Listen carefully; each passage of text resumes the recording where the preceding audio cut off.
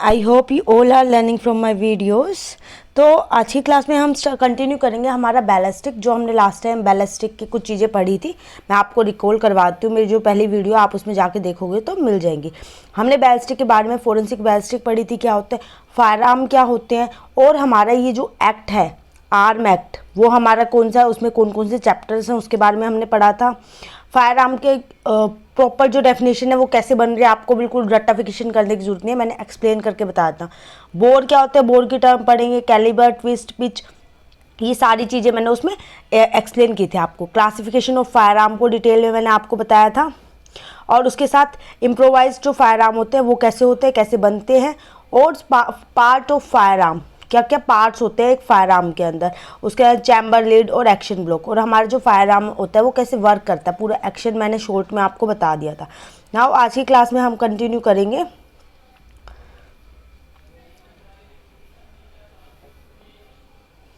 आज की क्लास में हम कंटिन्यू करेंगे जो बैलिस्टिक का जहाँ से हमने छोड़ा था उसको, ठीक है, क्योंकि इससे में क्या है, मेरा एक टारगेट है कि 3 से 4 क्लासेस में मैं आपको पूरा बैलिस्टिक कवरअप करवा दूँ। अगर आप बिगनर हैं तो भी आपके लिए बहुत बेनिफिशियल है।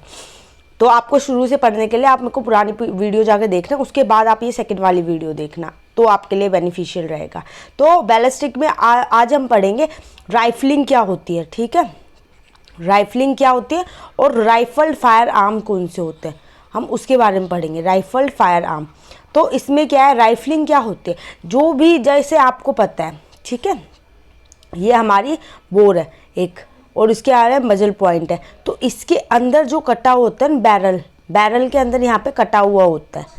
अगर इसको मैं दूसरे उसमें दिखाऊंगी तो ये ऐसे हमारा है, स्मूथ बोर में तो बिल्कुल सिंपल है बैरल के अंदर, और जो राइफलिंग होते हैं राइफलिंग के अंदर ये हमारा कटा हुआ होता है, ठीक है, ऐसे लैंड्स एंड ग्रूव्स बने हुए होते हैं, ये ऐसे हमारा बना हुआ था। अगर इसको हम क्रॉस सेक्शन इसका काट के देखते हैं तो इसके अंदर जो हमारे होते हैं, ये जो उठे हुए होते हैं ये तो हमारे लैंड्स होते हैं, एंड जो एम्बेडेड होते हैं वो हमारे ग्रुप्स होते हैं। ये हमारी राइफलिंग होती है, जिसकी वजह से हमारी बुलेट के ऊपर राइफलिंग मार्क्स आते हैं। याद रखना, बुलेट पूरे एम्यूनिशन के ऊपर नहीं, सिर्फ बुलेट जो अपनी प्रोजेक्टाइल जा रही है, हिट कर रही है, उसके ऊपर आते हैं। इसमें कार्ट्रिज केस वो बिल्कुल रिमूव हो जाता है, उसके ऊपर कभी भी आपको राइफलिंग मार्क्स नहीं देखने को मिलते। तो इसके बाद क्या है, इतना आपको पता चल गया।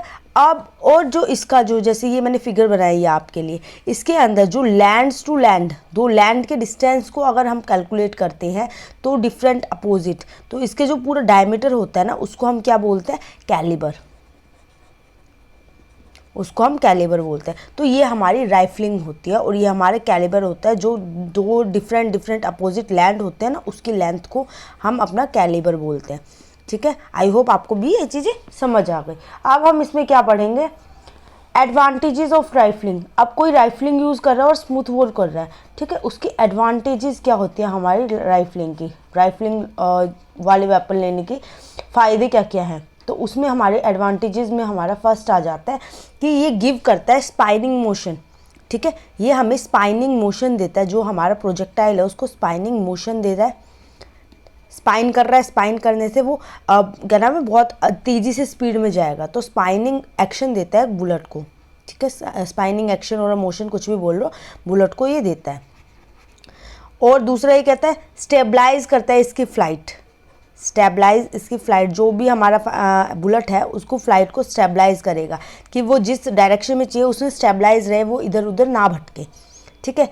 ये हमारा प्रिवेंट करता है किस चीज़ से, टम्बलिंग से, वोवलिंग एंड टम्बलिंग, वोवलिंग एंड टम्बलिंग से ये हमें प्रिवेंट करता है हमारे फायर आर्म को, जो हमारी बुलेट होते हैं उसको।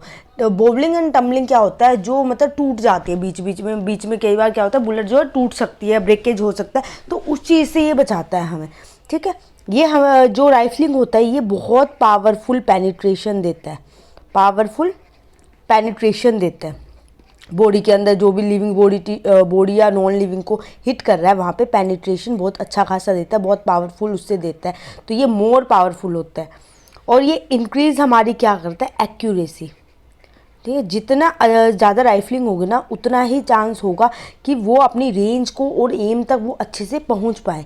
ठीक है, उसकी एक्यूरेसी, एक्यूरेटली टारगेट को हिट करने की एक्यूरेसी इंक्रीज़ हो जाती है और जो उसका रेंज और एम होता है ना वो भी बहुत अच्छा हो जाता है। तो ये हमारे सारे के सारे काम होते हैं, एडवांटेजेस होते हैं हमारे फायर आर्म के, राइफलिंग फायर आर्म जो हम राइफलिंग दे रहे हैं उसके क्या क्या एडवांटेजेस हैं।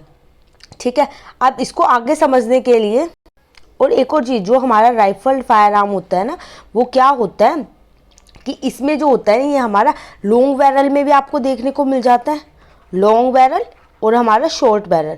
लाइक आपको ये रिवॉल्वर में भी देखने को मिल जाता है, पिस्टल में देखने को मिल जाता है और जो हमारी शोल्डर गन होती है इन सब में आपको ईजिली विजिबल हो जाता है राइफलिंग उसमें है या नहीं प्रेजेंट, वो सारी चीज़।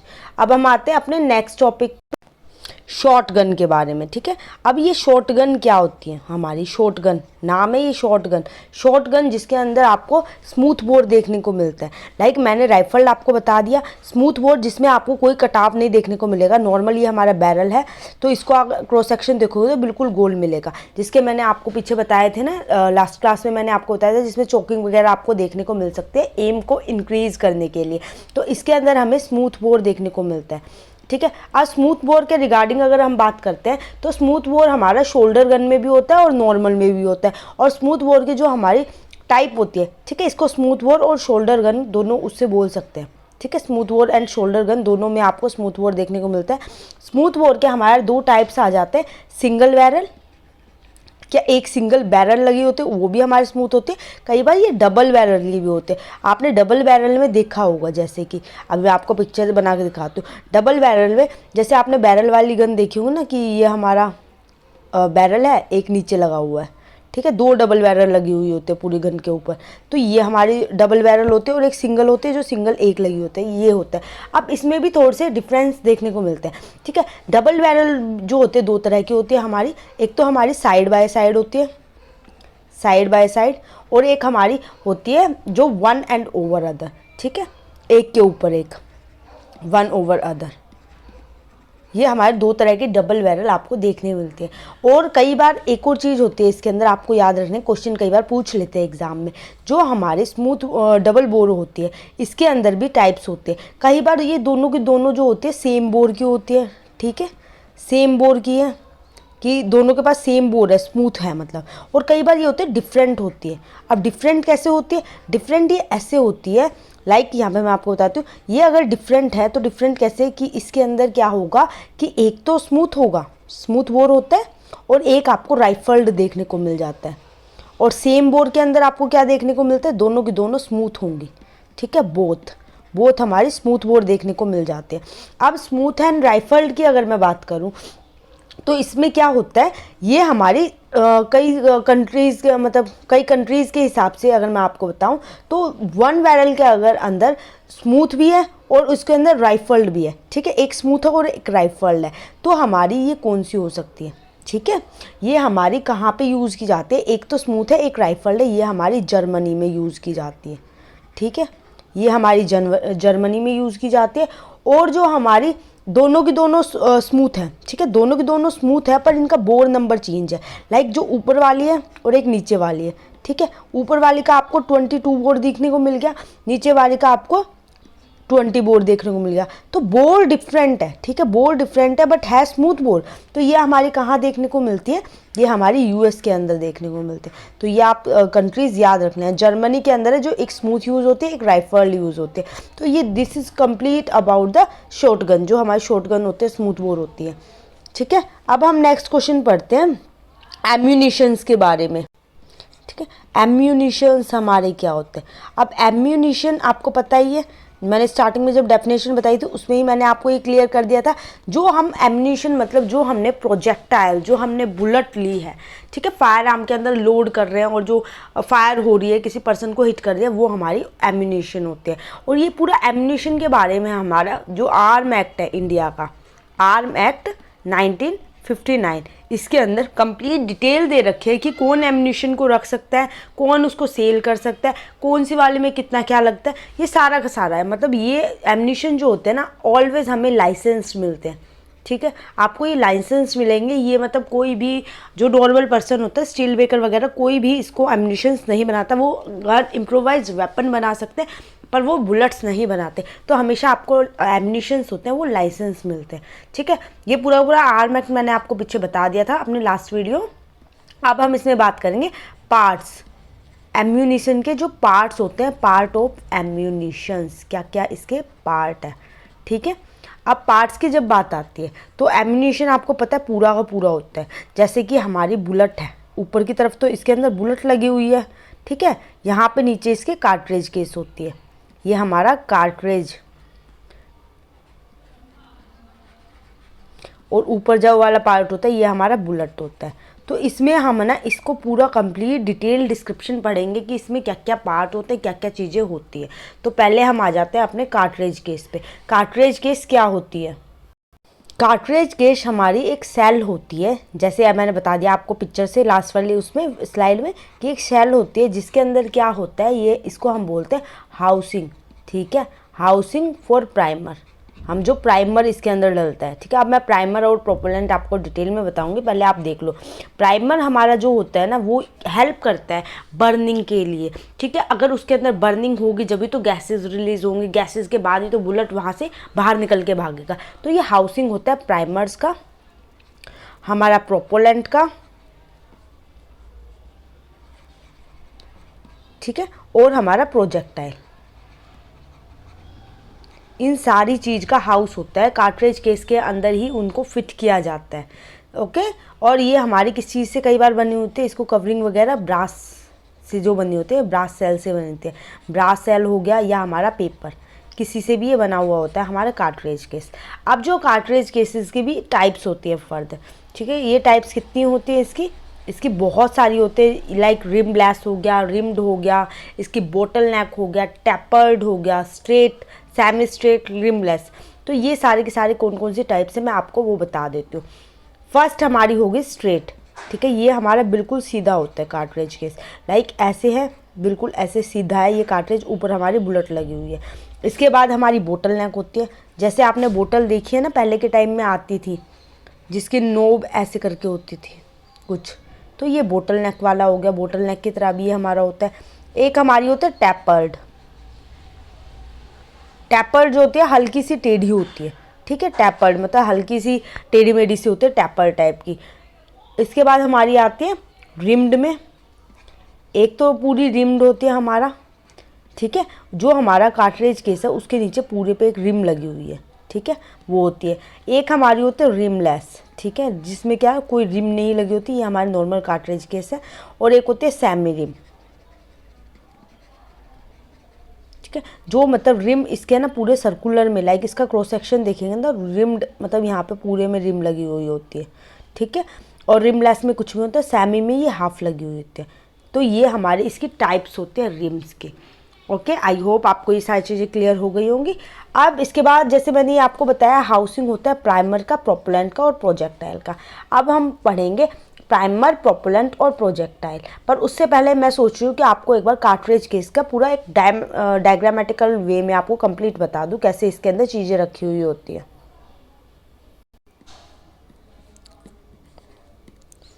कार्ट्रिज केस, अब डायग्रामेटिकल वे में हम समझेंगे। जैसे ये हमारी कार्ट्रिज है, ठीक है, यहाँ पे हमारी रिम लगी होती है, ठीक है, यहाँ पे हमारी परकशन कैप होती है, ठीक है, परकशन कैप, यहीं पे अंदर हमारा परकशन कैप होती है। जब हमारी क्या नाम है जो हमारी बैरल होती है, बैरल में जो हैमर होता है वहाँ से एक पिन रिलीज होती है जो कि यहाँ पे हिट करती है। उसके बाद यहाँ पे हमारा अंदर आ जाता है प्राइमर, ठीक है, प्राइमर के पार्टिकल्स जो अभी मैं आपको बताऊंगी वो क्या होता है। ये यहाँ पे हमारे प्राइमर्स आते हैं, फिर यहाँ पे हमारा आ जाता है प्रोपेलेंट,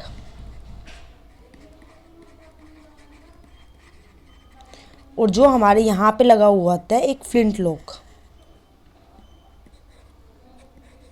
यहाँ पे हमारा फ्लिंट लगा है, ये हमारे परकशन कैप पे हट के रहते हैं। प्राइमर बर्न होते हैं, प्राइमर स्पार्क से बर्न होने के बाद हमारा फ्लिंट से प्रोपेलेंट को बर्न करता है, जिससे हमारी गैस में इंक्रीज होता है, जो इससे हमारा कंप्लीट इंटरनल जो बैलिस्टिक का प्रोसीजर कंप्लीट हो जाता है। वो हम आगे फर्दर पढ़ेंगे। तो जैसे मैंने अभी आपको डायग्रामेटिकल वे में आपको बता दिया, तो अब जो हमारे प्राइमर क्या होते हैं हम उसकी बात करते हैं। ठीक है, प्राइमर्स हमारे बहुत सारे टाइप्स के होते हैं, तो आपको वो सारे के सारे टाइप्स याद करने हैं। एग्ज़ाम में प्राइमर्स पे क्वेश्चन पूछा जाता है। ठीक है, पता है कैसे क्वेश्चन पूछा जाएगा कि 3-4 प्राइमर्स लिख देंगे, 6 प्राइमर्स आपको लिख के दे दिए, 6 में से आपको कह देंगे कि इनमें से कौन से प्राइमर्स हैं। ठीक है, उनको सेपरेट आउट करके, लाइक उसमें से 2 है तो आपको 2 पे A B उसके पार्ट है, C D है, तो ऐसे इसमें से क्वेश्चन पूछे जाते हैं। अब जो प्राइमर का काम होता है ये हमारा क्या कर रहा है, प्राइमर तो एक स्पार्क से, हल्के से स्पार्क से ये बर्न हो जाता है। तो इसे हमने रखा ही क्यों है, क्योंकि ये इग्नाइट करता है, हमारे किसको इग्नाइट करने में हेल्प करता है, प्रोपेलेंट को। ये बर्न हुआ है, ये पूरा कंप्लीट बर्न हो जाता है, जब भी तो हमारा प्रोपेलेंट बर्न होगा उस तक हीट पहुँचेगी, तो ये इग्नाइट करता है हमारे प्रोपेलेंट को, क्योंकि ये एक परकशन कैप के अंदर थोड़ा सा रखा हुआ है हमने, परकशन कैप से बाद में फ्लिंट के थ्रू प्रोपेलेंट को, जैसे मैंने आपको बता दिया। ये हमारा वोलेटाइल सब्सटेंस होता है, इसको अगर बोलेंगे तो वोलेटाइल सब्सटेंस। अब हम अगर इसकी बात करते हैं तो हमारे कौन कौन से प्राइमर्स होते हैं। उससे पहले एक और चीज़, ये हमारा हाई एक्सप्लोजिव होता है। ठीक है, हाई एक्सप्लोजिव्स में हम इसको काउंट कर लेते हैं, क्योंकि हाई एक्सप्लोजिव सब्सटेंस के थ्रू ये बनता है। अब इसके अंदर हमारा पहला आ जाता है लेड स्टिफनेट। ठीक है, लेड स्टिफनेट, जो कि हमारे 32 से लेके 42% हम यूज़ करते हैं। ये परसेंटेज ज़्यादा एग्जाम में पूछे नहीं जाएंगे, बट आपके एग्ज़ाम जो नॉर्मल कॉलेज के होते हैं उसमें लिखोगे तो अच्छे मार्क्स मिल जाएंगे। एंटीमनी सल्फाइड,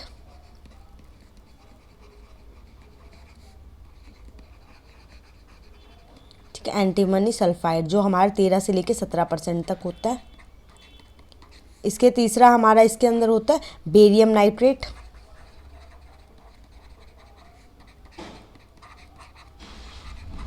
जो हमारा होता है 27% के अप्रोक्स, 27% के अप्रोक्स होता है। और 4th नंबर पे हमारा इसके अंदर आ जाता है मरकरी फल्मिनेट। मरकरी फल्मिनेट। अब मरकरी फल्मिनेट पे एक क्वेश्चन एग्जाम में एक में पूछा गया था, क्या इसका क्वेश्चन पूछा गया था कि इसके कौन कौन से पार्ट होते हैं, कितने पार्ट में ये बना होता है। तो इसके अंदर जो हमारा गन पाउडर भी होता है हमारा, और KClO3 भी होता है। तो इसके जो पार्ट्स के रिगार्डिंग क्वेश्चन आ गया था, तो मरकरी फल्मिनेट के कितने होते हैं, LBS भी होता है, तो आपको उसको मैं एक अलग से वीडियो लेके आऊँगी। एक हमारा होता है लेड अजाइड।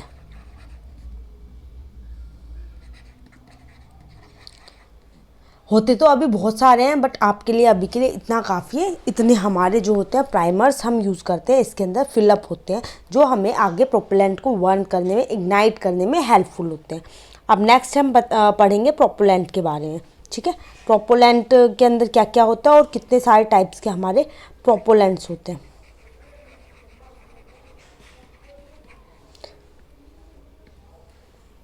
हम अगर दूसरी लैंग्वेज में अगर बात करते हैं प्रोपेलेंट की, तो प्रोपेलेंट हमारा होता है मेन चार्ज।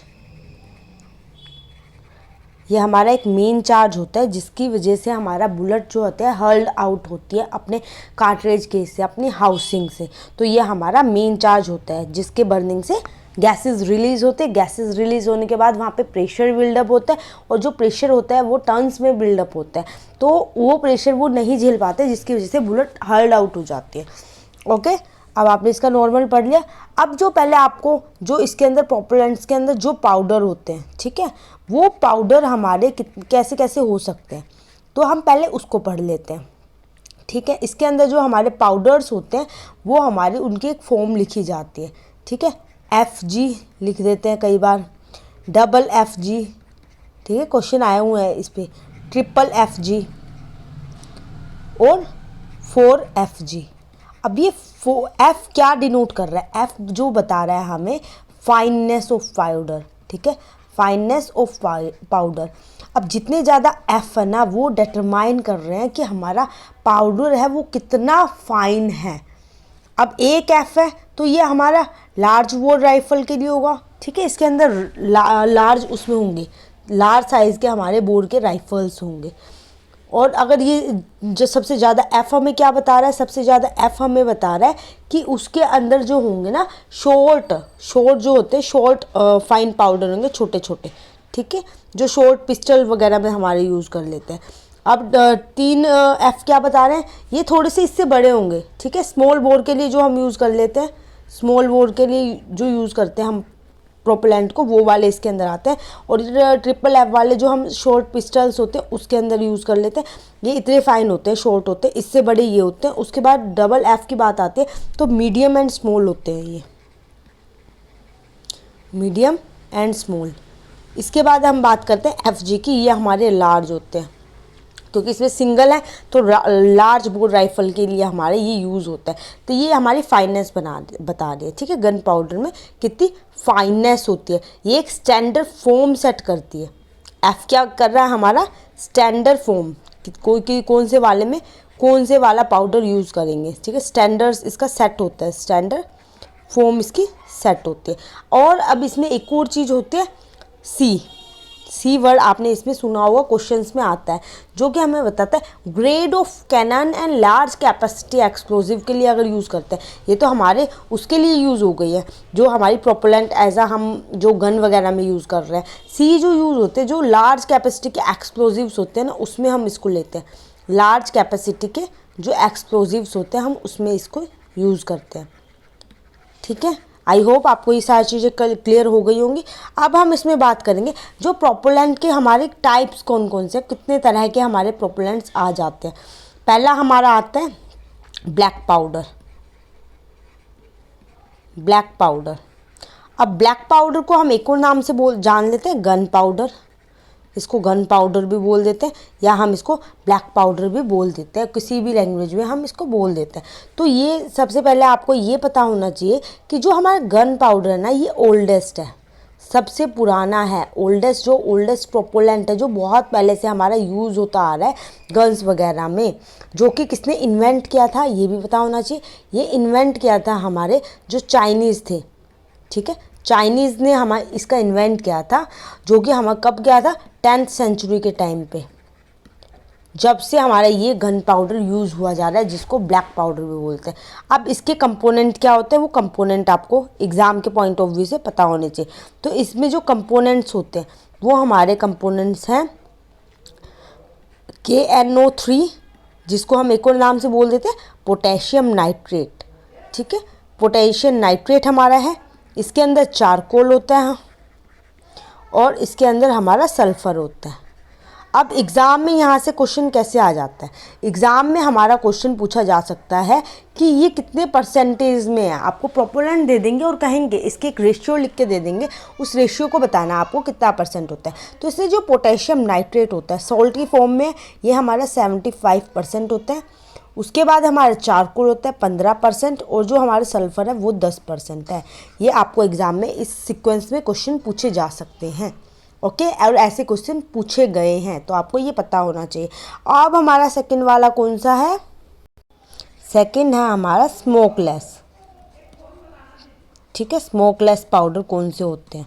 अब स्मोकलेस में भी आपको कंपोनेंट पता होना चाहिए, बट आपको इसमें सबसे पहले पता होना होगा जो हम इसमें डिनोट करेंगे टर्म को, NG हम डिनोट कर रहे हैं किसके लिए, नाइट्रोग्लिसरीन।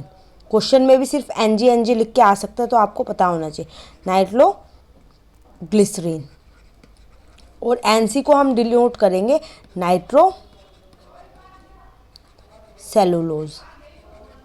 जो हमारा फायर एंड एक्सप्लोजिव वाली यूनिट है ना, उसमें इनको बहुत अच्छे से एक्सप्लेन कर रखा है, तो मैं उसमें आपको इसको डिटेल में बताऊंगी ये कैसे क्या होते हैं। अब जो स्मोकलेस पाउडर होते हैं जिसमें स्मोक कम आएगी, तो वो हमारे 2 तरह के होते हैं। कौन कौन से 2 टाइप्स के होते हैं, एक तो हमारा डबल बेस होता है और एक हमारा होता है, दूसरा होता है हमारा सिंगल बेस।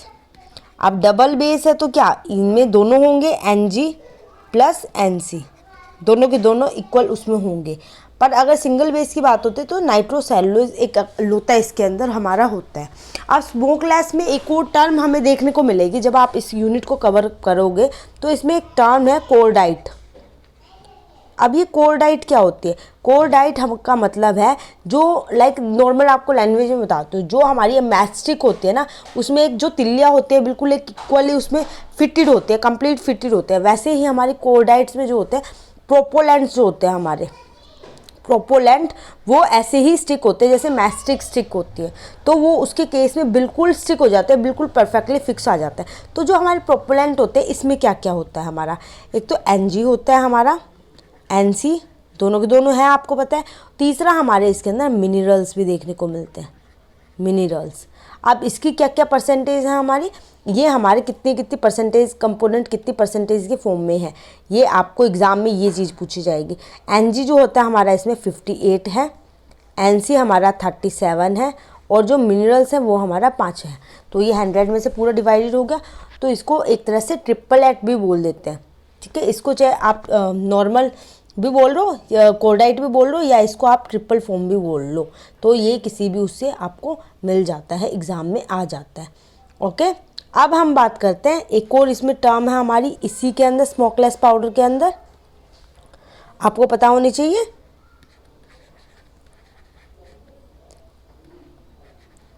बैकेसाइट, ठीक है, बैकेसाइटिन, बैकेसाइटिन, और इसको एक एंड जेलेटिन।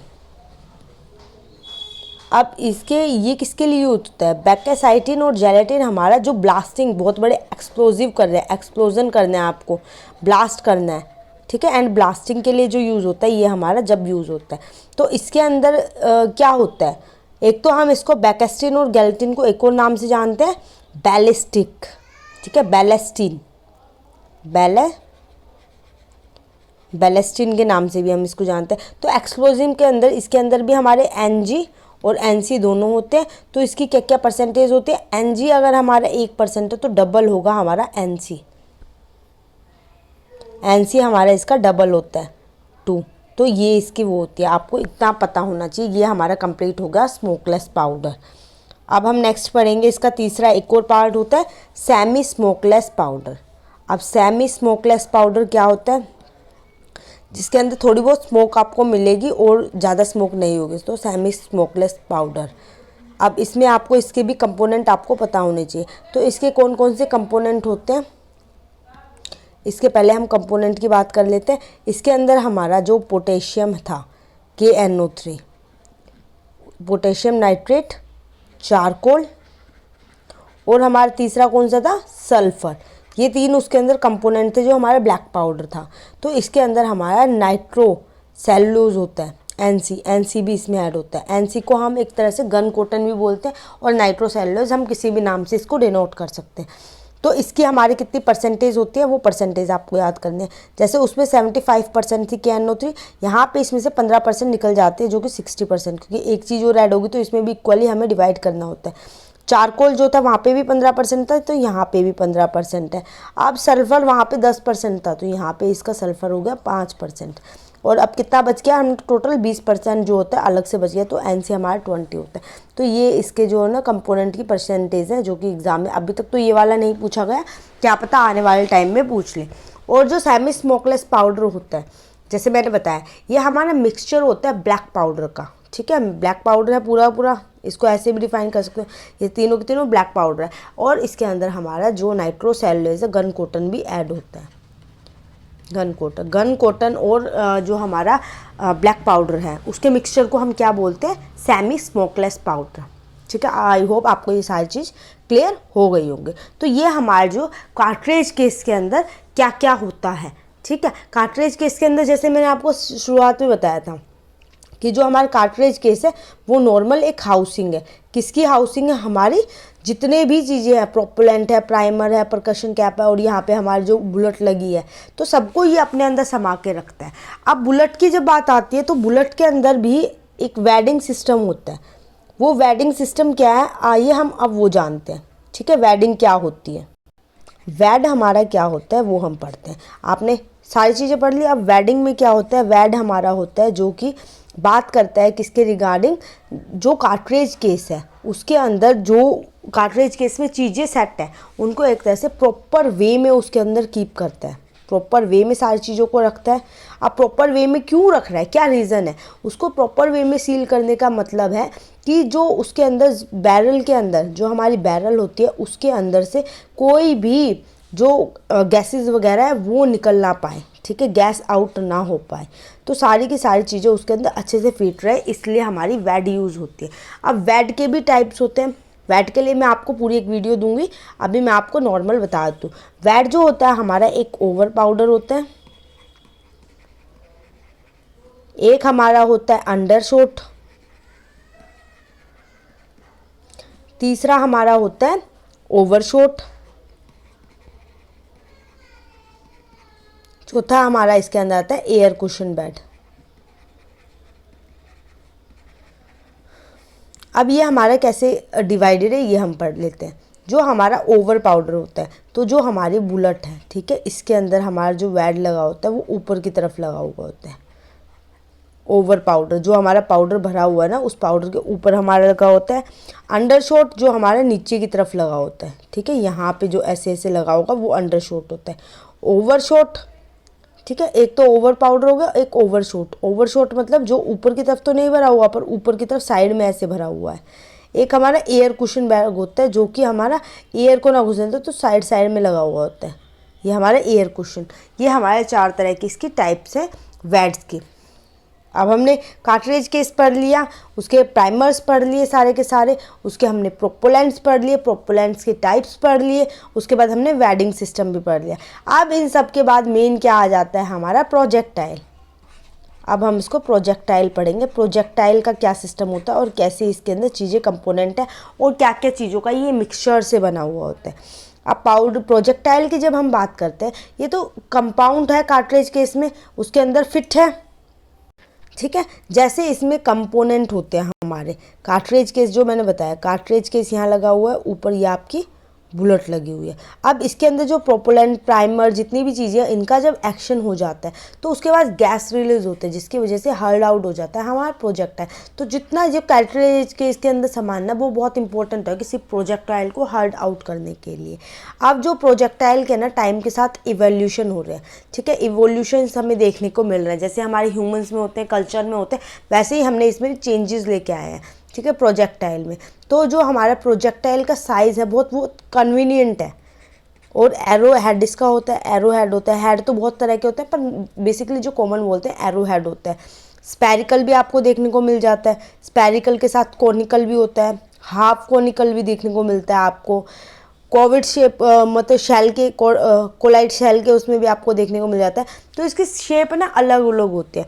आप प्रोजेक्टाइल में अगर हम बात करते हैं, जो हमारा लेड होता है, लेड को हम मिक्स करते हैं किसके साथ, जो हमारा SN एंड SB होता है, इसके अंदर हम स्मॉल अमाउंट में लेड को मिक्स कर रहे हैं, किस लिए, हार्ड करने के लिए, जो हमारा प्रोजेक्टाइल होता है वो हार्ड हो जाए, ठीक है। प्रोजेक्टाइल को हार्ड करने के लिए हम इसके अंदर लेड मिक्स कर रहे हैं और ये लेड ही बाद में इसको अच्छे से हर्ल आउट करवा पाता है, ठीक है, नहीं तो ये अपना ख़राब हो जाएगा, इसलिए हम लेड को इसके अंदर मिक्स करते हैं। ओके, ये हमारा बुलेट के अंदर हम ऐसा कर रहे हैं। अब जो हमारे शॉर्ट पैलेट्स होते हैं, अब मैंने आपको पैलेट्स और इसमें बुलेट में डिफरेंस नहीं बताया, मैं रह गया था, अभी बता दूँ मैं। जो पैलेट्स होते हैं, इसकी जो पैलेट्स की जो छोटी छोटी लेड की जो बोल होती है, अब उनको हार्ड करने के लिए उसको में क्या मिक्स किया जाता है, उसमें हम मिक्स करते हैं एंटीमनी।